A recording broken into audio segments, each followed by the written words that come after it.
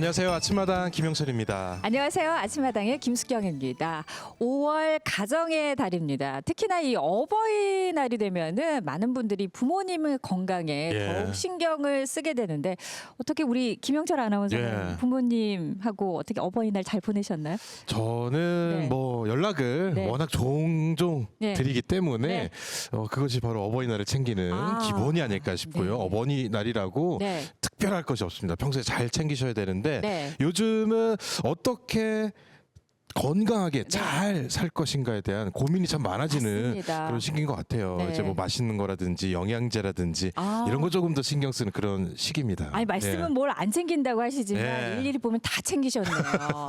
사실 우리 100세 시대라고 해서 많은 분들이 어떻게 살 것인가에 대해서 이제 고민들을 많이 하시는데 이 생로 병사 중에서 우리가 이 병의 부분을 좀 짧게 보내는 것이 더욱더 중요하지 않을까 싶은데 자 그래서 오늘은 나와 내 가족이 건강하게 어떻게 지낼 것인가를 아주 특별한 강의를 들으면서 들어보도록 하겠습니다. 방송과 또 다양한 활동을 통해서 신뢰와 공감을 얻고 계시는 분입니다. 약사 이지향 선생님 모시고 특별한 시간 마련해 봤는데요. 선생님, 시청자 여러분께 소개 좀 부탁드리겠습니다. 안녕하세요. 마당약사 이지향입니다. 제가 원래 사실 고향은 전라도인데 이 충청도로 이사 온 지 3년 됐거든요. 그래서 이 대전에서 저 언제 불러주나 계속 기다리고 있었는데 이제 비로소 저를 불러주셔서 이제 드디어 이렇게 좀 안착이 된 그런 아니, 영광입니다. 분들이 우리 이지향 약사님을 아침마당이나 무엇이든 물어보였어요. 많이 뵈서 혹시 우리 지역 분이 아닐 거라고 생각을 했는데 저희가 알고 봤더니 우리 충남 아산에서 현재 약국을 또 경영을 하고 계시더라고요. 그렇다면은 우리 지역 주민의 건강 지킴이로서 인기가 많으실 것 같습니다. 어떠세요? 제가 시골에서 오랫동안 약국을 했거든요. 첫 출발을 시골에서 했고 그다음에 이제 소아과에서 오래 하다가 이제 충청도로 왔는데 이 시골에서 약국을 하다 보면은 굉장히 30년 전이니까 굉장히 친밀감이 있어요. 단순히 약만 판매하는 게 아니라 그 집안의 내력을 다 알게 되고 오랫동안 밀착해서 관계를 하다 보면 도대체 이분들이 왜 아플까? 왜 약을 복용을 해도 계속 아프기만 하지? 이런 의문이 자연스럽게 생길 수밖에 없었어요. 그래서 계속 그분들하고 상담을 하면서 저도 같이 성장을 했죠. 그렇군요. 아니 그러면은 약국에 오시는 환자분들하고 이렇게 소통을 하면서 조금 더 친밀도를 높이셨던 것 같은데 저는 그게 되게 재미있었어요. 근데 오프라인에서도 이렇게 소통을 하시지만 최근에는 온라인으로 이렇게 또 소통을 왕성하게 하시면서 전국적으로 이제 또 이 지지도를 좀 인지도를 또 얻게 되셨어요. 그러게요. 의도한 건 아닌데 한 2011년 정도 한 지금으로부터 15년 전은 되잖아요. 그때 제가 이제 막 40이 넘은 나이였는데 되게 안타까운 거예요. 이 많은 사람들이 이 약을 너무 무시하거나 아무리 아파도 약을 안 드시는 분도 있고 또는 약만 먹으면 다 된다고 생각하는 분도 있고 너무 이렇게 극단적인 사람들을 많이 보니까 약에 대해서 제대로 알리고 싶은 거예요. 약은 꼭 필요할 때 쓰고 필요 없으면 안 먹는 거지. 너무 약을 숭배할 필요도 없고 약을 너무 무시할 필요도 없다. 그래서 그거를 약국에서 말씀드리고 싶은데 다 바쁘대요. 차 맞춰놨어요. 막 이러고 가고 내가 더 잘 알아. 막 이러고 가고 그래서 그때 당시에 블로그라는 걸 제가 이제 쓰기 시작했어요. 그냥 매일 하루에 한 편의 글을 써서 단 한 사람이라도 이 글을 읽고 치유가 된다면 좋겠다. 또 글을 쓰는 과정은 제가 또 공부하는 과정이라서요. 약사로서 성장할 수도 있고 해서 이제 그렇게 글을 차곡차곡 쓰다 보니까 그 글들이 이제 날개를 달고 대중들에게 읽히기 시작했고 또 이렇게 방송에서도 불러주고 하다 보니까 오늘 여기까지 오게 됐어요. 그렇게 하신 게 한 15년 정도 되셨고 원래 이제 약사로 일하신 지 한 30년 가까이 되신 걸로 알고 있는데 그렇다면은 많은 데이터가 쌓여 있을 것 같아요. 그럼요. 정말 많은 사람들을 만났죠. 그 과정에서 보면은 상담을 해주시고 또 약을 처방해 주시면서 그 과정에서 좀 공통점 같은 게 있다면 뭐가 있을까요? 너무 자신을 모른다. 그래요? 내가 나를 모른다. 인간이 인간을 모른다. 그래서 자신이 좋으라고 하는 행동인데 자신을 더 나쁘게 하는지를 몰라서 무심코 먹은 약들이 오히려 몸을 해치는 거죠.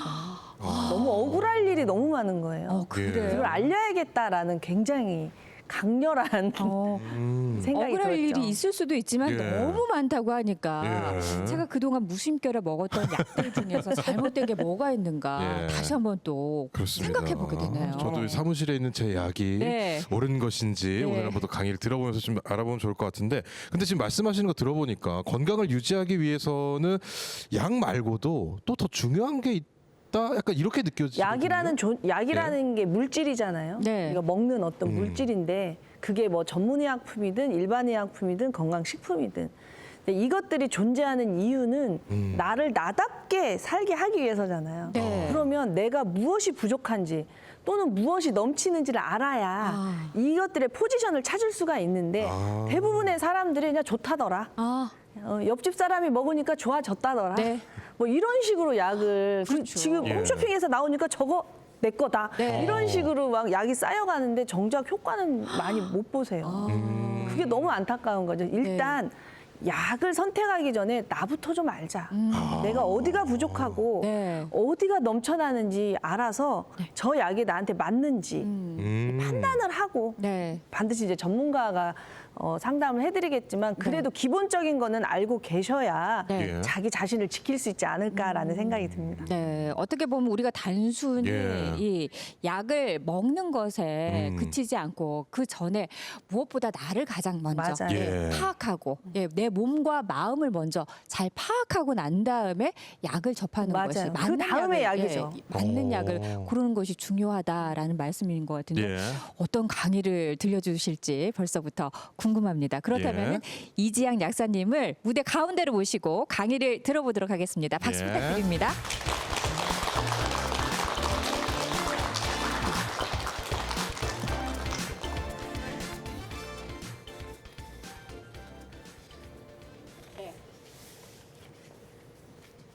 제가 오랫동안 이렇게 약국을 하면서 상담을 하게 된 이유가 있어요. 이 사람들하고 소통을 하다 보니 사람들이 저를 찾아오는 거예요. 처음에는 이 약사가 참 재미있고 이야기를 잘 들어주네 하면서 찾아왔을 텐데 그 시간이 누적이 되면서 어떤 분들이 저를 찾아오냐면 몸이 좋아지려고 이 병원 저 병원 다 다니면서 아무리 치료를 받아도 약만 늘어나지 전혀 개선이 없는 분들. 그런 분들 너무 많이 찾아오시고 또는요 이런 분들도 찾아오세요. 나는 힘들어 죽겠는데 병원에 가면은 아무 이상이 없대요. 그냥 신경성이래요. 너무 억울하잖아. 난 아픈데 차라리 어디가 부러졌으면 좋겠다는 사람들 있잖아요. 그러면 환자라고 인정을 받을 수 있는데 환자라고 인정을 못 받으시는 분들도 찾아오시는 거예요. 또는 자가면역 질환이라고 해서 현대의학에서 불치라고 평생 약을 먹어야 된다고 이렇게 진단을 받으시는 분들도 내가 정말 이 약을 이렇게 평생 먹어야만 되냐 이런 상담을 하러도 오시고 또는 대사질환들 있잖아요. 고혈압, 당뇨, 고지혈 자, 이런 것들이 옛날에는 평균 수명이 짧았기 때문에 뭐 한 70세 그리고 옛날에는 건강검진이 그렇게 보편화되지 않았잖아요. 그래서 옛날 어르신들은 한 60세 이후에 약을 시작해서 70세까지 드시다가 한 80이면 호상이었단 말이에요. 그런데 건강검진이 너무 이제 잘 돼 있잖아요. 저희 나라가. 그러니까 40대에 대사질환이 발병이 되면 40대부터 약을 드시는데 이미 60이 되면 20년째 드시는 거예요. 그렇잖아요. 근데 우리가 또 오래 살잖아요. 100살까지 살면 내가 60년 동안 약을 먹어야 된다고? 그러니까 좀 더 근본적으로 내 대사질환을 개선하고 싶다. 이렇게 현대의학에서 조금 소외되신 분들? 그렇게 하시는 분들이 제 주변에 이제 늘어나시면서 본격적으로 제가 상담에 더 매진하게 되었답니다. 그러면서 이 많은 분들 30년 동안 사람들을 만났으니까 얼마나 많은 사람들을 만났겠어요. 이 상담을 하면서 제가 알게 된 게 있어요. 그것들을 오늘 여러분들에게 전달을 하고 싶은데요. 제가 알게 된 거는요. 이 몸에서 일어나는 모든 일들 있잖아요. 이 일들은 다 이유가 있다는 거예요. 우리는 몸이 어디가 아프다, 가렵다, 열난다 이러면 이걸 없애려고만 해요. 일단 가려운 거 없애고 싶고, 통증이 있으면 통증에서 벗어나고 싶고, 열이 나면 빨리 열을 이렇게 떨어뜨리는 데 집중하지만 사실은요, 그 일들이 왜 일어나는지를 알아야 2차, 3차 통증이나 가려움이 없을 수 있거든요. 근데 일단 무조건 없애기만 하다 보니까 더 세게 반응이 일어나는 거예요. 이거를 개선해줘, 몸이. 나 이렇게 균형이 깨졌어. 이거 균형을 찾아줘. 이러면서 계속 몸이 신호를 보낸다는 거예요. 그래서 몸에서 일어나는 일을 무조건 질병으로 인식하지 마시고 신호로 인식해라. 내 몸에서 균형을 찾아달라는 신호로 인식해라. 그래서 몸에서 일어나는 일은 다 이유가 있다. 이거를 알게 된 거예요. 그리고 마음에서 일어나는 일도 다 이유가 있다는 걸 알게 되었어요. 우리가 마음은 눈에 보이지 않잖아요. 그렇지만 마음이 없는 사람이 있어요? 마음의 움직임에 따라서 제 삶이 결정이 되잖아요. 마음대로 살고 싶다는 게 모두의 소망이잖아요. 마음이 어디에 있을까요? 저는 이 마음이 에너지라고 생각을 하는데요. 이 마음에서 일어나는 이 신호들을 저희는 감정이라고 해요. 몸에서 일어나는 일들을 증상이라고 하고, 마음에서 보내는 신호를 감정이라고 하는데, 감정은 우리가 큰 두 바구니로 이렇게 담을 수가 있잖아요. 부정적인 감정, 긍정적인 감정. 저도 어렸을 때는 감정에 대해서 배운 적이 없어서요. 이 감정을 억누르거나 감정을 억누르기만 했어요. 나쁜 감정을 자꾸 표출을 하면 나쁜 아이. 그래서 착한 아이가 되고 싶어서 이 나쁜 감정을 되도록이면 안 느끼려고 노력을 했는데, 제가 상담을 하면서 알게 됐어요. 이 감정, 내가 느끼고 싶지 않은 이 부정적 감정들을 내가 풀어주지 않았을 때 이 감정을 억압하느라고 내 몸에 에너지가 엄청 쓰이고, 내가 에너지가 다 떨어지는 시점, 그게 대부분은 갱년기 시점이죠. 그 시점에는 이 감정을 더 이상 억압할 수 없어서 다 들고 일어나. 그래서 마음에서 일어나는 일들도 다 이유가 있다. 내가 슬플 때는 슬픈 이유가 있고, 내가 화가 날 때는 화가 나는 이유가 있고, 짜증이 날 때는 짜증이 나는 이유가 있는데, 우리는 짜증내면 나쁜 사람, 화내면 안 돼. 이런 식으로만 살았기 때문에 나중에 다 그것이 질병으로 이어진다는 걸 알게 됐는데요. 어떻게 그러면 이 마음과 몸에서 일어나는 일들이 우리들에게 질병으로 표현이 되느냐, 그것을 뇌를 공부하면서 알게 된 거예요.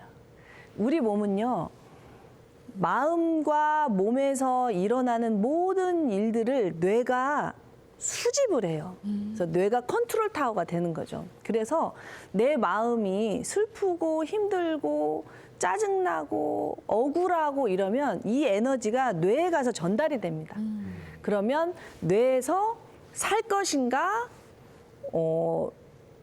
회복할 것인가 결정을 해요. 살 것인가 쉴 것인가. 그래서 우리가 계속 그걸 이제 부정적 감정을 억압하는 걸 우리가 스트레스 받는다고 하잖아요. 스트레스를 계속 받게 되면 뇌에서 살기 위해서 코티솔이라는 호르몬을 계속 뿜어내요. 코티솔이라는 호르몬은 근데 한정이 돼 있거든요. 계속 그런 상태로 살다 보면 코티솔이 떨어지는 시기가 와요.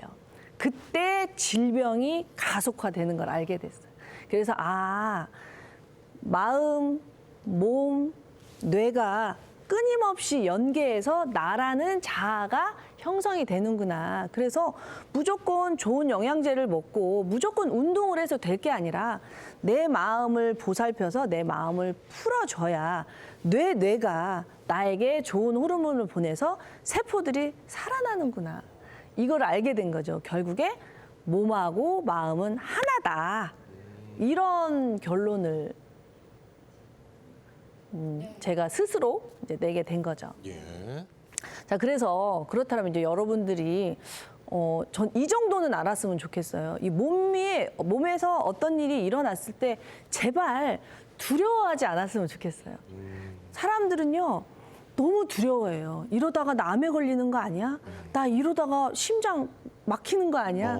이렇게 엄청 두려워하는데 우리가 두려워하면 두려워할수록 내 몸의 호르몬이 바뀌고 질병은 가속화돼요. 그래서 두려움을 없애려면 알아야 돼요.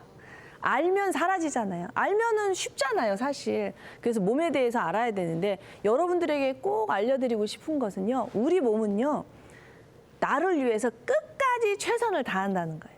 몸에서 일어나는 일은 나를 살리기 위한 것이지 결코 나를 망가뜨리거나 나를 괴롭히려고 일어나는 일이 아니거든요. 자, 예를 들어서 열이 난다고 생각을 해봐요. 자, 열이 왜 날까요? 열이 나면 막 무섭잖아요. 이러다가 어떻게 되나. 근데 열도 나를 살리려고 나요.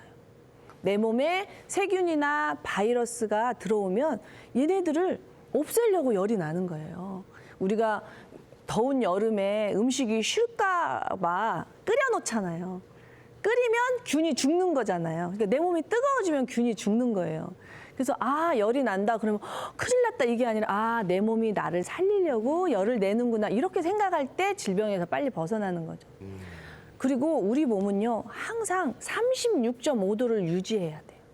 그걸 아셔야 돼요. 여러분이 코로나 우리 몇 년 있었잖아요. 자, 겨울에는 체온이 좀 떨어집니까? 아니요. 여름에는 체온이 올라도 됩니까?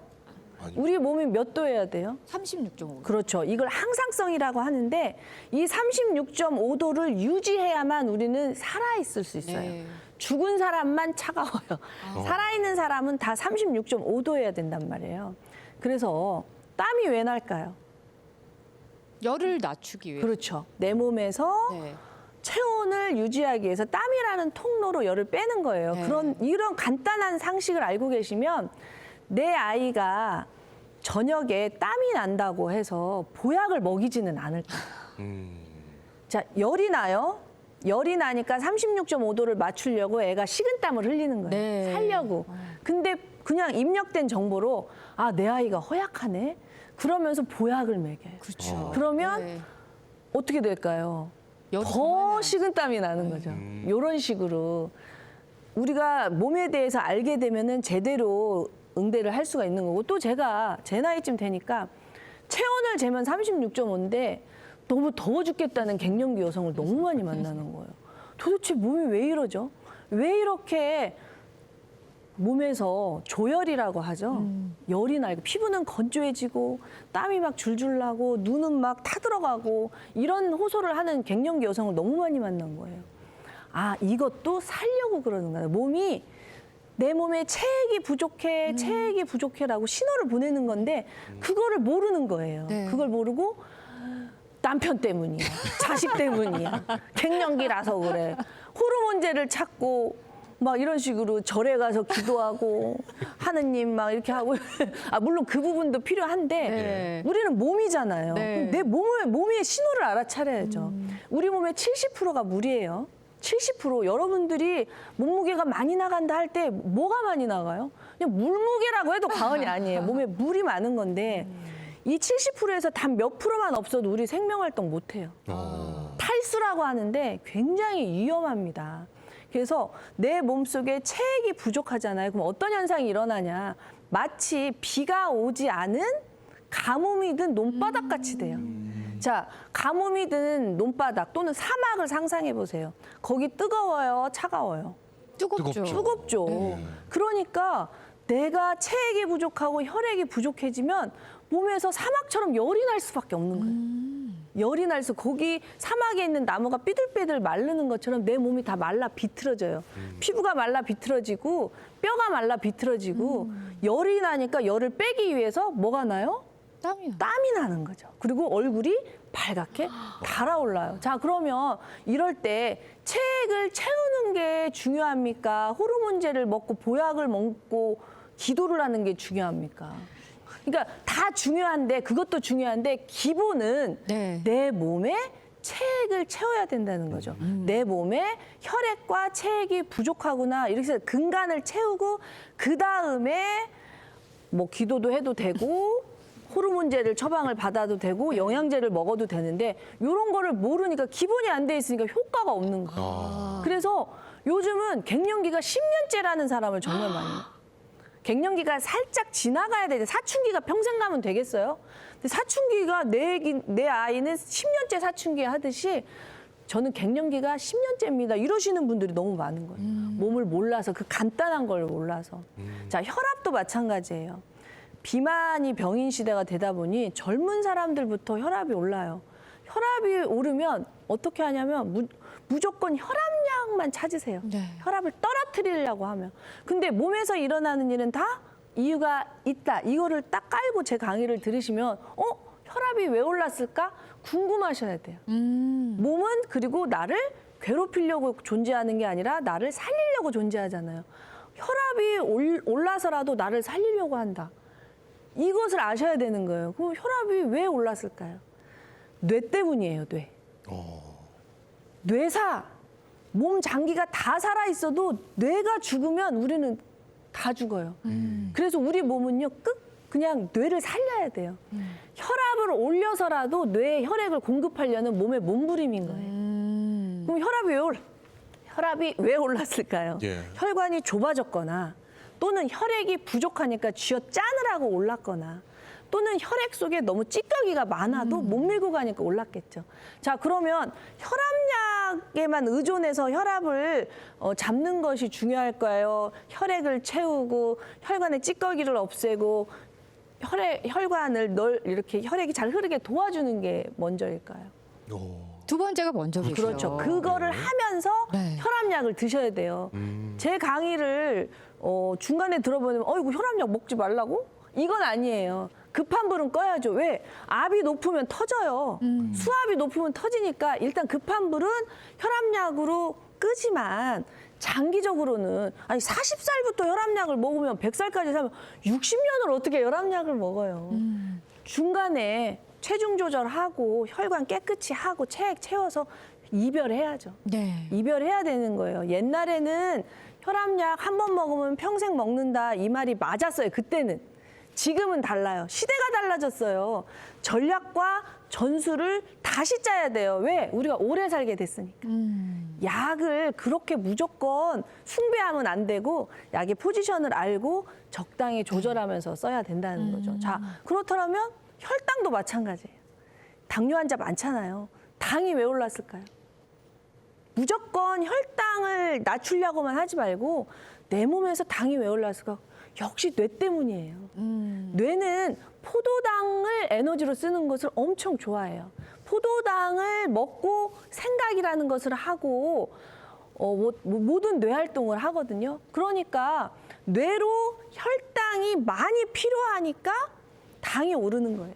당을 무조건 떨어뜨릴 게 아니라 이런 원리를 알고 내가 네. 뇌에서 너무 혈당을 소비하는구나. 그러면 생각을 정리하는 훈련도 역시 혈당을 낮추는 데 굉장히 도움이 되겠죠. 이런 식으로 도대체 나한테 이런 일이 왜 일어났을까를 아는 게 굉장히 중요합니다. 또 pH라고 있어요. 여러분들 알칼리성이 좋다 해가지고 레몬수들 많이 마시잖아요. 네. 자, 우리 몸은요, 항상 혈압 또한 120에 80 정도를 유지해야 되고 혈당도 항상 100 정도는 유지해야 되는데 체온도 36.5도, pH도요 7.34 정도. 그러니까 약 알칼리성이어야 돼요. 왜? 그래야 효소들이 일을 할 수 있단 말이에요. 근데 우리가 막 탄수화물, 고기, 술, 담배, 커피 막 이런 걸 먹잖아요. 그러면 그런 물질들이 우리 몸을 산성화시켜요. 땅이 산성화된다는 얘기 들어봤죠? 네. 우리 몸도 산성화된다니까요. 그럼 안 되잖아요. 몸이 산성화되면 우리는 죽어요. 왜? 효소들이 일을 못하니까. 그럼 어떻게 우리 몸이 살려고? 어떻게든 pH를 7.34로 맞추려고 어떻게 하냐면 뼈에서 칼슘 빼와요. 뼈에서 칼슘이 빠져나와서 pH를 맞춰요. 항상. 비가 와도 36.5도, 눈이 와도 36도 체온을 맞추는 것처럼 몸이 너무 더우면 땀을 흘려서 체온을 맞추는 것처럼 뼈에서 칼슘을 빼는 거예요. 그래서 pH를 맞춰요. 자, 그럼 뼈에서 칼슘은 뼈에 있을 때 단단하잖아요. 칼슘 단단한 거 아시죠? 그래야 뼈가 단단하죠. 근데 우리가 이렇게 탄수화물 먹고 고기 먹고 막 이러면 몸이 산성화되면서 그걸 맞추기 위해서 뼈에서 칼슘을 빼죠. 그러면 이 칼슘이 우리 몸의 pH를 맞추고 나서 어디에 가서 붙겠어요? 속도가 빠른 어깨에 가서 다 붙어요. 뼈는 구멍이 뽕뽕 나고 어깨는 단단해져요. 자, 그러니까 골다공증 치료 따로 하고 어깨 석회화 치료 따로 해야 되나요? 몸의 원리를 알아야죠. 아, 내가 산성 음식을 줄여야겠구나. 그리고 아휴, 늙으면 다 아파. 이게 아니라 아, 내가 몸을 잘 몰라서 못 보살폈구나. 이렇게 알고 이제부터 조심하고 아, 내가 이렇게 몰라서 몸을 함부로 썼는데도 여전히 나를 살리려고 노력하는 몸아 고맙다.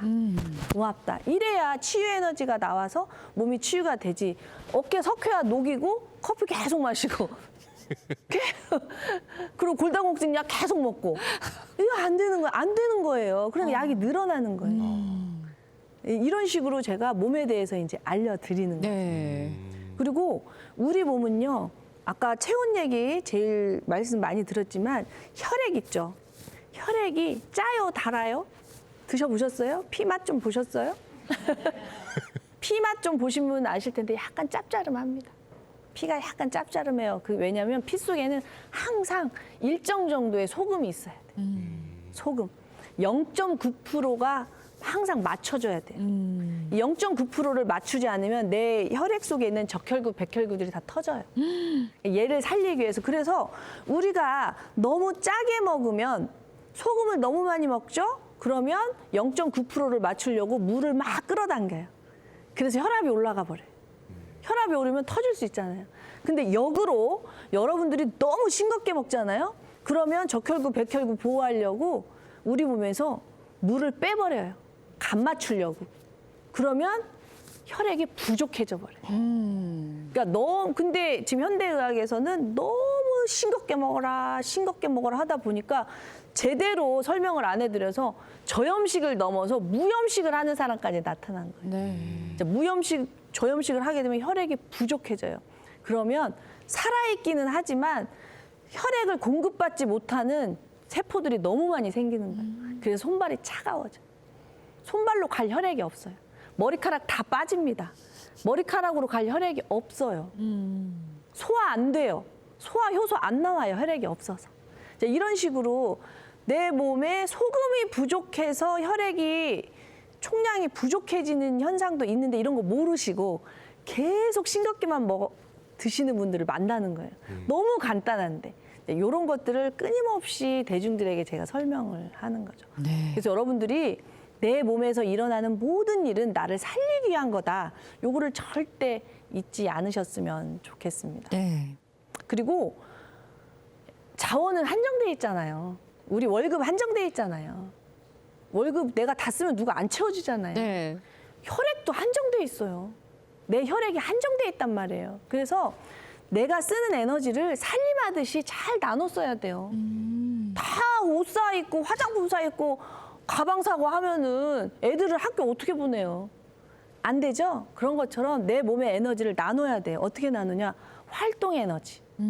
자, 이렇게 좀 강의하고 빨래하고 책 읽고 이런 건 다 활동 에너지인데 제 머리카락도 새로 나고 손톱도 새로 나고 위벽도 튼튼하게 하고 근육도 만드는 건 재생 에너지. 자, 그리고 세균이나 바이러스가 들어올 때 막 밀어내줘야죠. 감기 안 걸려야죠. 대상포진 안 걸려야죠. 코로나 안 걸려야죠. 이거는 면역 에너지예요. 다 혈액이 필요해요. 그런데 이렇게 제가 보니까 우리 세대는 열심히 사는 게 미덕인 세대예요. 잠은 죽어서 잔다. 그래가지고 새벽부터 밤까지 종종종종종종 하니까 나는 이렇게 부지런하게 열심히 살았는데 갱년기 지나서 다 아파요. 몸을 재생할 에너지가 없고 바이러스나 대상포진을 막아낼 에너지가 없는 거예요. 그래서 아까 제가 말씀드렸듯이 이제는 전략과 전술을 다시 짜야 돼요. 50 이전에는 부지런하게 열심히 사는 게 맞습니다. 50 이전에는 열심히 살면서 자기 세계를 구축하는 게 맞지만 50 이후에는 앞으로 50년 더 살아야 되잖아요, 우리가. 50 이후에는 가늘고 길게 가야 돼. 내 몸을 복구시키고 나를 지킬 에너지 남겨놓고 그리고 활동을 해야 돼요. 열심히 살면 아파요. 그거를 아셔야 돼요. 우리 몸에 대해서 이렇게 이해를 하셔야 내가 왜 아픈지 알 수가 있다는 거죠. 자, 그 다음에 제가 정말 이 상담하면서 요즘 정말 열심히 공감하고 알아주고 풀어드리려고 노력하는 게 바로 마음입니다. 이게 너무 중요한 거예요. 마음이 몸에게 신호를 보내요. 마음이 뇌를 통해서 몸을 바꿔요. 호르몬. 우리 몸은요, 단세포가 아니고 다세포예요. 눈 따로 있고, 코 따로 있고, 다, 장 따로, 세포가 다 달라. 이걸 다세포라고 해요. 그런데, 자, 어디서 어디까지는 나고, 어디서 어디까지는 내가 아닙니까? 다 나잖아요. 다 나라는 자아가 이렇게 통일된 행동을 할 수 있는 이유는 바로 호르몬 때문이에요. 호르몬이 세포들에게 자, 지금은 생존할 때야 신호를 쫙 줘야 돼요. 살아남아야 돼. 다 뭉쳐 이러는 거고. 자, 쉬어. 자, 지금은 자도 돼. 다 자. 자, 지금은 사랑할 때야. 얼른 아이를 만들어. 이렇게 신호를 주는 건데 이 신호를 어디서 받냐? 내 에너지에서 받아요. 내가 불안하고 우울하고 초조하고 힘든데 사랑할 때입니까? 사랑할 수 있어요? 불안한데? 전쟁이 나서 막 총알이 터지는데 부둥켜 안고 있을 수 있어요? 못 하잖아요. 그래서 불안한 아이들이 생리를 못 합니다. 마음의 신호. 근데 엄마들은 아, 얘가 몸이 허약해서 그런가 보다 하고 보약만 먹여. 그러니까 안 듣는 거예요. 요즘 아이들이 정말로 생식 기능이 떨어져요. 왜? 다 많이 불안해요. 미래가 보장되어 있지 않다는 사회가 너무 빨리 변하니까. 그래서 이 마음을 풀어줘야 되는데 저는 어렸을 때 어떻게 교육을 받았냐면 이 상황에서는 그런 감정을 느껴서는 안 돼. 네. 그러니까 뭐 예를 들어서 부끄러움을 알아야지. 고맙다고 해야지. 막 이런 식으로 감정을 교육받고 강요받았어요. 네. 부모한테는 순종해야지. 막 이런 식으로. 그랬더니 이 감정이 뭉쳐서 어른이 되었을 때 내가 에너지가 떨어졌을 때 다 올라오는 거죠. 알게 된 거예요. 아, 감정에는 옳고 그름이 없구나. 감정은 그냥 알아주면 되는구나. 그래서 제가 환자를 보다 보면은 부부 상담을 할 때가 있거든요. 남편은 뇌출혈이 왔어요. 근데 부인은 뇌경색이 왔어요. 왜 그랬을까요? 남편은요, 부인한테 감정을 쏟아도 된다고 배운 거예요. 가부장적인 사회에 살았으니까 그 시대에는. 그래서 부인이 감정의 쓰레기통이에요. 부인한테 오만 화를 다 내는 거죠. 그 화가 돼버린 거예요, 몸이. 버럭버럭 하다가 터져버린 거예요, 뇌출혈. 부인은 남편은 하늘이다 하고 산 거예요. 참은 거예요. 그러다 보니까 뇌경색이 왔어요. 그때 안 거예요. 아, 감정은 표출한다는 것도 정답이 아니고 참는 것도 정답이 아니구나. 아, 감정은 풀어주고 알아주면 되는구나. 즉, 화는 내는 것도 아니고 참는 것도 아니고 내가 화가 났다는 것을 내가 알아주면 되는구나. 이 화를 내가 알아주면 풀어져요. 감정은 구름과 같아서요. 날씨와 같아서 그냥 흘러가요. 그래서 감정과 나를 분리시키고 감정을 알아주는 거예요. 아, 화났어? 화났어? 이렇게. 화났어? 그러면 나 화났어. 사라지는 거예요. 슬퍼? 슬퍼. 근데 우리는 이 상황에서 네가 화를 내면 사람이냐? 막 이런 교육을 받았잖아요. 먹고 살려면 참아야지. 더러워도 참아야지. 막 이런 거. 짜증내면 나쁜 아이야. 이런 우리는 그렇게 배웠기 때문에 감정을 제대로 풀어주지 않은 사람들이 이 감정이 억압되고 이 에너지가 뇌에다 신호를 보내면 뇌는 끊임없이 우리 몸에게 위급 상황이라는 신호를 보냅니다. 그러면 몸에서는 코티솔이라는 호르몬이 계속 나와요. 코티솔이라는 호르몬이 나오면 우리는 사랑을 할 수도 없고 성장을 할 수도 없고 아무것도 할 수가 없어요. 그래서 계속해서 이 호르몬으로 인해서 몸이 고통을 받기 시작을 하는 거예요. 그래서 감정을 풀어주는 게 어마어마하게 중요하다는 것을 30년이나 상담을 하고 알게 됐다니까요. 그러니까 이 중요한 것을 제가 얼마나 알려드리고 싶겠어요. 저는 몰라서 오랫동안 고생을 했지만 누군가가 이 방송을 본다면 아 하고 실마리를 찾을 수 있잖아요. 그래서 제가 그렇게 몸과 마음에서 일어나는 일을 알아차리라고 계속해서 알아차리기. 알면 됩니다. 일단 알자고 그 얘기를 정말 많이 하고 있는 거죠. 자, 그 다음에 뇌에 대해서 우리 생각을 해봐야 돼요. 여러분들은 나라는 사람을 어떻게 규정하십니까? 자, 당신은 누구세요? 이러면 저는 뭐 어디서 태어났고요. 뭐 그리고 저는 긍정적이고요. 뭐 저는 뭐 T예요. 저는 F예요. 요즘 그러잖아요. 근데 어쨌든 그런 판단이라는 것을 하는 것은 뇌의 영역이라는 말이에요. 뇌. 근데 뇌가 나는 아니에요. 뇌는 생각을 하는 조직일 뿐이에요. 자, 위는 어때요? 위가 여러분입니까? 당신은 위입니까? 당신은 장입니까? 그럼 뇌도 당신은 아니란 말이에요. 그냥 내 몸의 일부인데 위는 음식을 잘게 부수는 일을 하는 데고 장은 영양을 흡수하고 배설을 하는 데예요. 장기마다 자기 역할이 있는데 뇌는 생각을 내가 그동안에 배운 것들, 본 것들을 정리해서 생각을 퍼올리는 기관인 거예요. 생각을. 그러니까 이 생각이 여러분이냐고요. 아니죠. 그렇죠. 생각이 내가 아니라는 사실을 아셔야 돼요.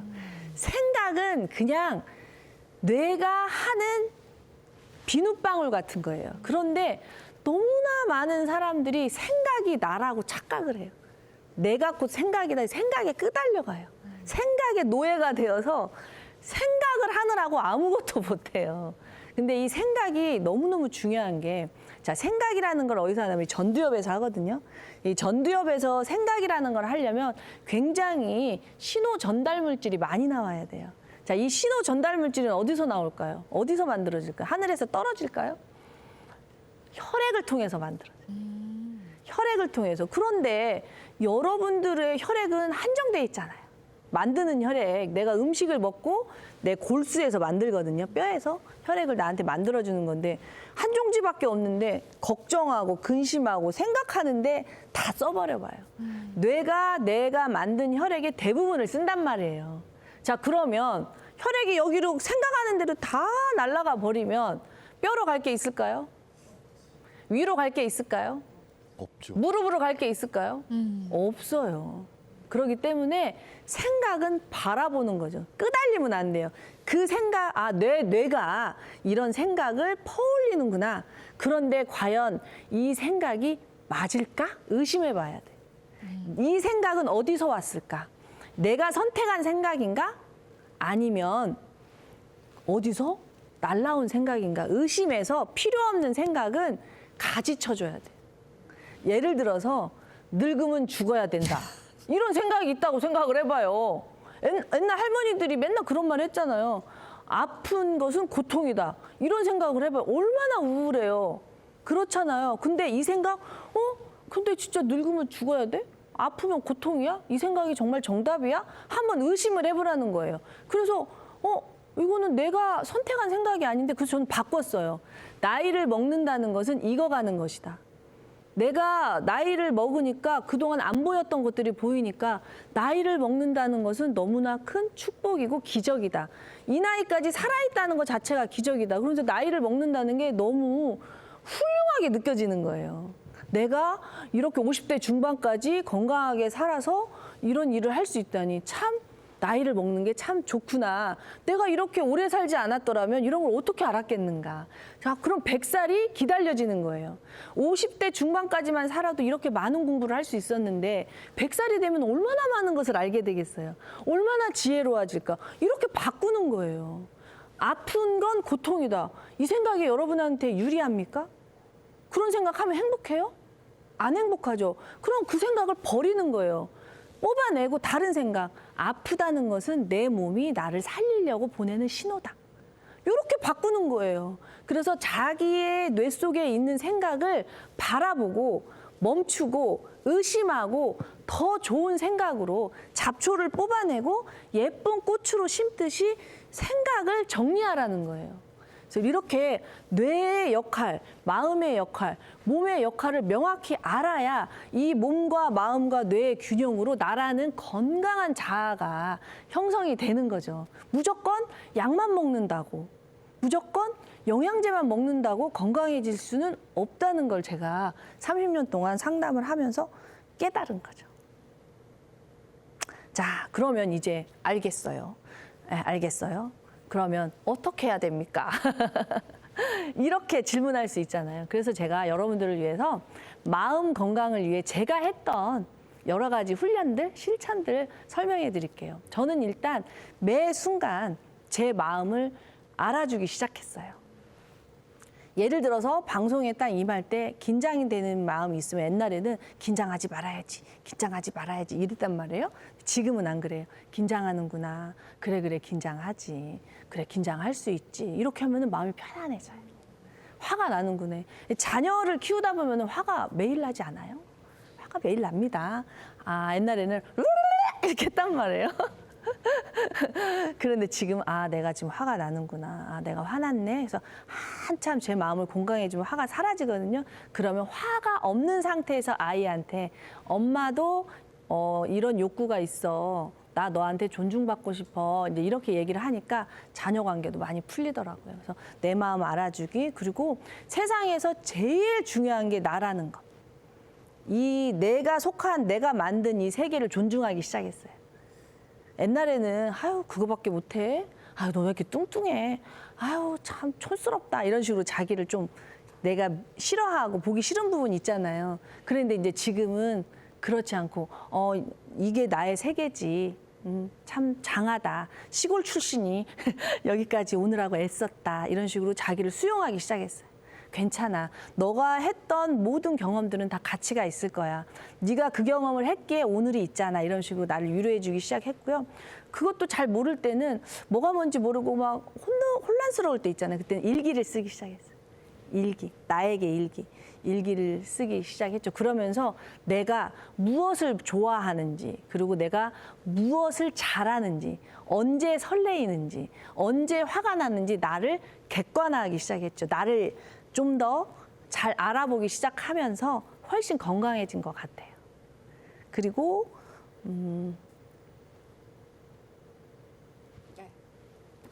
그리고 또 어떤 것들을 실천해 오셨는지. 네. 그리고 몸 건강을 위해서는요. 나쁜 음식을 안 먹으려고 많이 노력을 한 것 같아요. 그러니까 많은 분들이 이 약사는 뭐 먹어? 이 약사 먹는 거 그대로 줘. 영양제 달라고 하는데요. 공부를 해보니까 내 몸에 들어오는 것들, 이 모든 것들이 결국 나를 완성한다는 걸, 내가 먹은 게 곧 내 몸이다라는 걸 알게 돼서요. 특히나 요즘은 120세 장수 시대니까 만성염증이 주범이잖아요. 이 질병의 노화의 핵심이잖아요. 그래서 뭐 저속노화, 과속노화 말 많잖아요. 노화도 염증이거든요. 오래 사니까 만성염증, 그럼 만성 질병에 시달리는 건데 만성염증의 주범은 다 나쁜 음식에 있어요. 그러니까 어떤 좋은 영양제를 먹기보다는 내 몸을 살리는 내 세포들, 그러니까 내 뇌가 좋아하는 음식을 먹지 않고 내 뱃속에 있는 균들이 좋아하고 내 세포들이 좋아하는 음식을 먹기 시작한 거죠. 자, 내 뇌가 좋아하는 음식 뭐가 있어요? 자극적인 거. 단 거, 짠 거, 예. 매운 거. 벌써 군침이 도네요. 네. 근데 요즘 다 식품 산업이 그렇게 그렇죠. 예. 네. 돌아가기 때문에 이 음식이 이거 내가 좋아하는, 내 세포들이 좋아하나 내 뇌가 좋아하나. 네. 이 뇌는요 카페인에 너무 좋아합니다. 카페인 좋아하고 술 좋아하고 설탕 좋아하고 뇌는 너무너무 환장을 해요. 그러니까 뇌가 좋아하는 음식보다는 이 뱃속에 있는 유익균들이 좋아하는 네. 자연에서 온 음식을 먹으려고 굉장히 노력을 했고요. 그리고 제가 이제 50대 중반이기 때문에 갓생을 살지 않기 위해서 브레이크를 엄청 겁니다. 자동차하고 몸이 같아요. 브레이크를 너무 밟아서 너무 서 있어도 삭지만은요. 엑셀 너무 밟아도 안 돼요. 휴게소 마다마다 쉬어야지 이 고속도로 타고 가면서 바쁘다고 휴게소에 쉬지 않으면 엑셀 다 타버려요. 본네트 뜨거워져요. 수명이 짧아져요. 그래서 저는 저에게 쉼을 많이 주려고. 그래서 오늘 같은 날도요. 상담이 밀려 있지만 안 해요. 방송 하나 하고 쉬어요. 내일 상담합니다. 이런 식으로 왜 100살까지 살 거니까 100살에도 상담할 건데 뭐 열심히 해가지고 60에 은퇴하는 것보다 좀 쉬엄쉬엄 100살에도 상담을 하고 싶어요. 100살이 되어야만 알 수 있는 세상이 있을 거 아니에요. 그럼 그때의 상담은 오늘의 나하고 다르겠죠. 그래서 그때를 위해서 쉬엄쉬엄 갑니다. 그래서 저한테 상담 신청을 하면은 조금 밀려 있을 수 있는데요. 환자가 많아서 그런 게 아니라 제가 쉬어서 그래요. 그리고 햇볕을 보려고 많이 노력하죠. 네. 오늘도 여기 대전 오는데 대전역에서 내렸는데 햇살이 너무 좋더라고요. 네. 웬만하면 걸어 다니죠. 햇살도 보고 운동. 우리는 중력의 지배를 받기 때문에 운동을 하지 않으면 그냥 껌붙어요. 계속 중력하고 싸워야 되는데 네. 그거 싸워서 이기게 하는 게 근육이단 말이에요. 그래서 근육을 잃지 않기 위해서 저도 뭐 필라테스도 하고 수영도 하고 골프도 하고 등산도 하고 다양하게 재밌게 하려고요. 한 가지 운동만 하니까 질려서 못 하겠더라고요. 그래서 그날그날의 상황과 컨디션에 맞춰서 하루에 1시간 정도는 운동을 하려고 굉장히 노력을 합니다. 그리고 아무리 급하고 중한 일이 있어도 저는 자요. 무조건 자요. 이거 해결해 놓고 자야 된다. 저한테는 없어요. 잠이 제일 중요해요. 오랫동안 상담을 하면서 못 주무시는 분들이 훨씬 아프다는 걸 알게 돼서요. 잠을 아껴가면서 할 일은 없다는 게 제 철학이에요. 그래서 11시가 되면은 무조건 자려고 합니다. 잔다는 거는 비우는 거예요. 쓰레기통을 비우지 않으면 채울 수가 없어요. 내 몸속에 들어온 온갖 원치 않은 것들을 잘 때 비울 수 있거든요. 그래서 잠을 굉장히 중요하게 생각을 합니다. 결국에 이러한 모든 노력들이 혈액을 잃지 않고 혈액과 체액을 채우고 그리고 결합 조직을 만들고 우리가 뼈로 이루어져 있잖아. 뼈와 뼈의 결합이라 결합 조직이 짱짱하지 않으면 뼈와 뼈는 분리되게 돼 있어요. 그래서 무릎이 아프고 어깨가 아프고 다 굳어지게 돼 있기 때문에 이 결합 조직을 유연하게 지키려고 노력을 하고요. 호르몬의 균형을 잃지 않으려고 노력을 하죠. 호르몬의 균형은 마음하고 굉장히 밀접합니다. 그래서 마음을 항상 들여다보려고 노력을 하는 거죠. 이러한 노력들이 여러분들을 건강하게 만들어 줄 거예요. 자, 제가 여러분들에게 약사로서 드리고 싶은 말은요. 이 약이나 건강식품 이런 물질은요. 절대로 나를 구원해 줄 수 없어요. 약은 물질임을 잊지 마세요. 즉 도구예요, 도구. 이 물질은 나에게 지금 이익을 주는지, 즉 얻는 게 많은지 잃는 게 많은지 반드시 저울질을 하고 내가 선택하는 거예요. 즉 그때는 맞고 지금은 다룰 수 있단 말이에요. 자, 너무너무 아플 때 먹는 진통제, 지금은 나를 고통에서 벗어나게 해주지만 이 통증이 오는 이유를 근본적으로 찾지 않고 계속 진통제를 30년을 먹으면 어떻게 될까요? 투석해요, 투석. 진통제의 대표적인 부작용이 신부전이에요. 그래서 사구체 여과율이 30 이하로 떨어지면 투석할 수밖에 없어요. 자, 그러면 진통제는 여러분을 도와줬습니까? 괴롭혔습니까? 처음엔 도와줬다가 네. 나중엔 괴롭히게 그러니까 되는. 지금 나한테 맞는지 봐야 되는 거예요. 그러니까 저한테 많은 분들이 물어봐요. 이 약 좋냐고. 이거 진짜 좋냐고. 이거 비싸게 주고 산 건데. 그거는요, 그 사람 몸을 봐야 알 수 있는 거예요. 아무리 좋은 것도 나한테 필요 없으면 쓰레기예요. 그래서 당근마켓이 이렇게 활성화돼 있잖아요. 내 집에 필요 없으니까 무료 나눔하는 거예요. 당근마켓에 올라와 있는 제품들이 좋은 거냐고 물어보면 뭐라고 말할 거예요. 나한테 필요해. 그러니까 여러분들이 건강식품이라든가 전문의약품을 드실 때는 이 약이 나에게 꼭 필요한지 확인하라는 건데 대부분의 많은 사람들이 전문의약품은 의사가 처방을 하잖아요. 아이고 의사가 어른이 알아서 줬겠어. 아이 의사를 못 믿으면 누굴 믿어. 의사를 불신하라는 얘기가 아니라요. 의사는 여러분들만큼 여러분의 몸을 몰라요. 여러분의 몸을 의사가 10분 보고 어떻게 알아요? 건강검진 여러분 암은요. 작년까지 멀쩡했다가도 올해 말기 판정 받을 수 있어요. 건강검진 믿고 나 건강해? 이거 절대 안 돼요. 건강검진을 믿을 게 아니라 내 몸이 보내는 신호를 알아차리셔야 돼요. 내가 피곤하면 그거 신호예요. 피곤하다? 내 몸에 호르몬의 불균형이 왔다. 신호예요. 그걸 믿으셔야지 피곤해 죽겠는데 병원 가서 검사했더니 아무 이상 없어. 나 건강해? 이거 아니라는 거죠. 의사나 약사는 여러분을 도와주는 전문가일 뿐이에요. 도와주는 이에요.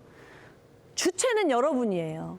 여러분이 몸 관리를 하셔야 돼요. 여러분 안에 여러분을 치유할 수 있는 힘이 있다는 거죠. 그리고 의사나 약사는 그걸 도와주는 사람일 뿐이지 의사나 약사에게 온전하게 다 의존해서는 안 된다는 말씀을 드리고 싶습니다.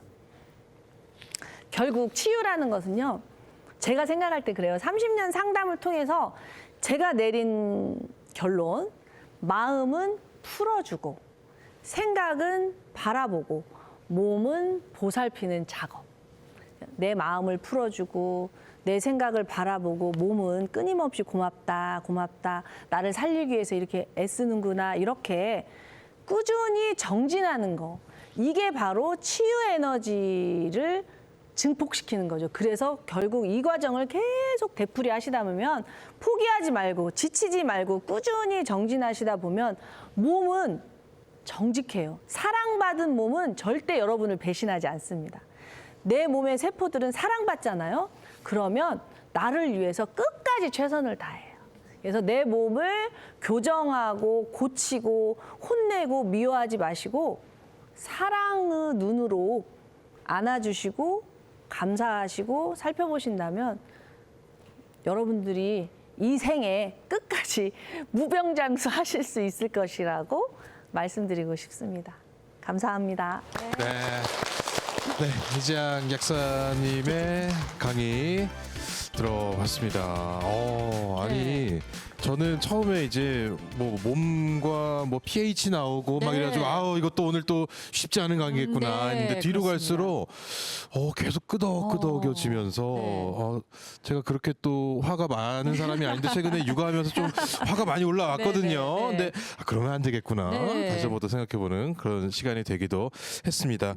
자 이제 약사님 강의 들으면서 저처럼 뭔가 좀 이렇게 맞아요. 깨달으신 분들도 있으실 것 같고 궁금한 것도 있으실 것 같은데 오늘 이제 방청객분들이 오셨거든요. 혹시 뭐 궁금한 점 있으시면 손 들고 이거 좀 한번 물어보고 싶다 이런 게 있으시다면 예.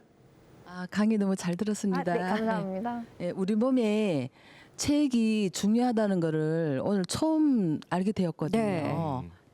근데 그 체액이 보내는 신호는 어떤 것들이 있나요? 그렇죠. 오늘 이 책, 혈액 뭐 이런 부분을 굉장히 좀 강조를 해주셨는데 어떤 신호를 저희가 좀 눈치를 채야 될까요? 그냥 늘 받는 신호실 거예요. 우리가 밥을 안 먹으면 못 사는 것처럼 세포들은 혈액을 먹고 살아야 되거든요. 근데 체액이라고 하면은 혈액도 있고 림프액도 있고 뇌척수액도 있고 우리 몸에 흐르는 모든 물을 말해요. 물이 있어야 우리가 물 없으면 못 살듯이 세포들도 못 살잖아요. 자 그러면 이제 위장에 체액이 부족하다 그럼 소화가 안 되겠죠. 자, 손발로 혈액이 안 간다 그럼 손발이 차가워지겠죠. 발바닥은 갈라지겠죠. 머리카락은 빠지겠죠. 눈은 건조해지겠죠. 혀는 뻣뻣해지겠죠. 생리통이 생기겠죠.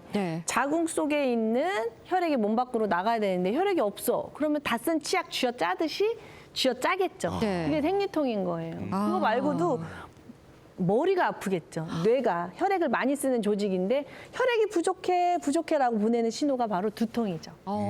또 뭐가 있을까요? 이유 없는 짜증도 혈액 부족이라고 생각하시면 돼요. 혈액이 부족하면 논바닥처럼 열이 난다 그랬죠. 우리가 스트레스 받으면 열 받는다 그러죠. 이렇게 어떤 관계에 있어서 스트레스를 받아도 열이 나지만 몸속에 체액이 부족해도 열이 나요. 뇌는 그 열과 이 열을 구분을 못해요. 열이 나면 짜증이 나요. 우리 호르몬이 약사님 말씀 바뀌면서. 들으시면서 정말 저거 내 얘기인데 하시는 분들이 많으실 거예요. 근데 저희는 이제 내 건강에 문제가 있다라고 생각이지 실질적으로 이 체액이 부족해서 이런 문제가 생길 수 있다는 생각은 거의 안 해보셨을 것 같아요. 지금 보니까 소화 안 되고 두통 있고 손발 차고 깊은 잠 못. 제가 요즘 이렇습니다. 체액을 좀 신경 쓰셔야겠어요. 그러면은 다 좋습니다. 체액이 우리가 부족해서 이런 증상들이 나타난다면 그렇다면 우리가 체액은 어떻게 채워야 되는가? 그래 어떻게 채워야 될까? 이렇게 궁금하신 분들이 많은데 체액을 채우거나 이런 것들은 어떻게 하면 도움이? 가장 중요한 게요. 저는 이 혈장액. 그러니까 여러분의 피를 뽑아가지고 비이커에다 딱 세우잖아요. 그럼 밑에 가라앉는 게 혈구고 위에 이렇게 하얗게 뜨는 것들을 혈장이라고 하는데 네. 이 혈장이 부족한 사람들이 되게 많아요. 이게 이제 어떤 분들이냐면 저염식 하시는 분들, 너무 싱겁게 드시면서 또 탈수 음식 드시는 분들, 커피는 많이 드시는 분들, 이런 분들은 혈액이 다 쫄아 있어요. 네. 그래서 일단 본인이 저염식 하시는지 확인을 하셔야 돼요. 그렇다고 해서 제가 짜게 먹으라는 건 절대 아니에요. 네. 짜게 먹지 말라니까 소금이 나쁘다라는 편견을 가지신 분들이 너무 많아서요.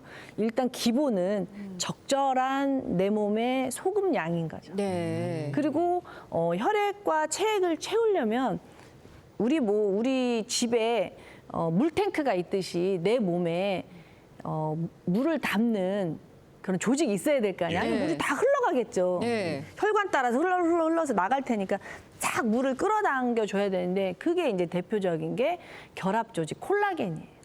근육. 그러니까 운동을 하셔서 근육을 확보하시고 근육은 물을 품어요. 그래서 근육이 많은 사람들이 굉장히 인내심이 많고 질병에 좀 강한 강하죠, 내성을 좀 가지고 있는 거군요. 근육. 결합 조직이 예. 풍부해야 급할 때 이 결합 조직에서 물을 또 뺐으니까 훨씬 건강할 수 있기 때문에 이런 콜라겐이나 결합 조직은 단백질. 그래서 좋은 단백질, 소금, 물, 그리고 좋은 기름. 네. 좋은 기름이 있어야 세포를 보호할 수가 있어요. 그리고 요즘 튀긴 음식들이 너무 많잖아요. 예. 굽고 튀기고 볶고 이런 음식들이 세포막을 오염시켜서 질병으로 만성 염증으로 많이 가거든요. 네. 그래서 웬만하면 찌고 삶고 데치고 예. 이런 것들 말씀 많이 드리죠. 이제야 저희 퍼즐이 좀 맞춰지는 네. 것 같아요. 우리가 그 단백질 위주의 네. 식단 그리고 운동을 열심히 하라, 예. 물을 많이 마셔라 이런 것들이 왜 그런가 했었는데 이게 체액이 그렇습니다. 만들어지기 위해서는 지금 말씀하신 것처럼 이런 것들을 잘 지켜야 된다는 말씀이신 것 같습니다. 예. 자 그러면 다음 질문을 또 네. 받아볼까요? 네. 또 손드신 네. 우리 방청객 저는 여러분. 오늘 영양제 정보 좀 알고 싶어서 참석하게 되는데요. 네. 혹시 국민 영양제 하나만 추천해 주신다면 어떤 것을 해드리고 싶나요? 그런 거 예. 없어요. 네, 네. 예. 아니 국민 영양제라고 하면 네. 이제 뭐 이거 하나만 좀 꼭 그쵸. 챙겨 먹어야겠다 예. 이런 생각으로 우리 이제 너무 궁금하신데. 피곤해, 이거 하나만 먹고. 근데 사실 예. 저희가 그게 가장 여쭤보고 싶었던 건데 예. 있을까요? 아니 저는 정말 이런 질문 들어오면 난감해요. 혹시라도 또 제 방송을 보고 무조건 드셨다가 탈나면 어떡할까. 네. 이제 그럼에도 불구하고 말씀을 드린다면 네. 우리가 제가 몸의 70%가 물이라고 계속 강조를 드리잖아요. 예. 근데 이 물은 그냥 이런 정수기의 물처럼 투명한 물이 아니고요. 바다의 물하고 비슷해요. 양수의 물, 바닷물, 내 몸의 물의 조성이 비슷해요. 네. 그 바닷물에는 뭐가 있냐면요. 또 지하수 네. 이런 물에는 뭐가 있냐 미네랄이 있어요. 아. 네. 미네랄은 생명의 근원이에요. 미네랄이 있어야 물을 잡을 수가 있고 미네랄이 있어야 효소가 만들어지고 네. 그래서 저는 꼭 하나 뽑는다면 칼슘, 마그네슘, 아연, 셀레늄 뭐 이런 것들을 미네랄이라고 하거든요. 네, 네. 그런 거를 권해드리는데 이게 위장 상태에 따라서 또 못 드시는 분도 있어요. 네. 그러면 이제 액상도 있고 뭐 젤리 타입도 있고 막 알약으로도 있고. 가루도 네. 있고 그래서 이제 그걸 또 골라드려야 되는데 네. 그냥 딱 끊고 그렇게만 말씀드렸다가 아이고 방송 보고 먹었다가 더 아프다 이럴까봐 아. 그래서 항상 네. 자기 몸을 먼저 알고 상담을 통해서 네. 미네랄도 선택을 하셨으면 좋겠습니다. 네. 예. 우리 김영철 아나운서 뭐 예. 궁금한 게 없으실까요? 아니 저는 이제 여러 이제 온라인이나 오프라인이나 그동안 진짜 30년 넘게 네. 소통을 해 오셨잖아요. 네. 그 중에서 좀 이 사례는 조금 소개해드리고 싶다. 우리 시청자 여러분들이 아셨으면 좋겠다. 이런 게 있다면 또 어떤 게 있을지도 너무 궁금해요. 많죠. 너무 많아요. 너무 많은데 네. 지금도 제가 그 환자분하고 교류를 하고 있는데 아주 오래된 그러니까 오랫동안 고통받던 류마티스 환자분이었어요. 누워서만 계시고 걷지를 못하시니까 그랬는데 그분이 이렇게 자기 몸을 사랑하고 마음을 사랑하는 작업을 계속 하시면서 지금은 딸아이 도시락도 싸고 네. 체중도 늘고 약도 많이 줄였어요. 네. 그분이 가진 질환이 17개였어요. 17개. 네. 그러니까 뭐 베체트, 류마티스, 뭐 골다공증, 역류성 식도염, 예. 뭐 궤양성 대장염. 그래서 누워만 38kg인가 35kg인가 누워만 계셨었는데 대소변도 다 타인에게 의지를 하고 그랬었는데 우연하게 저랑 상담을 하게 되면서 그동안 항상 자기를 미워했대요. 죽는 게 낫다고. 나는 세상의 짐이야. 아이고. 이랬는데 제가 몸은 끊임없이 당신을 살리려고 노력하고 있다 이런 메시지를 전달해드렸더니 받아들이신 거죠. 그러면서 계속 사랑해 하셔서 지금은 더 많은 자기보다 더 힘든 사람들을 위해서 상담도 해드린다고 네. 하고 자녀분 도시락도 싸고 예.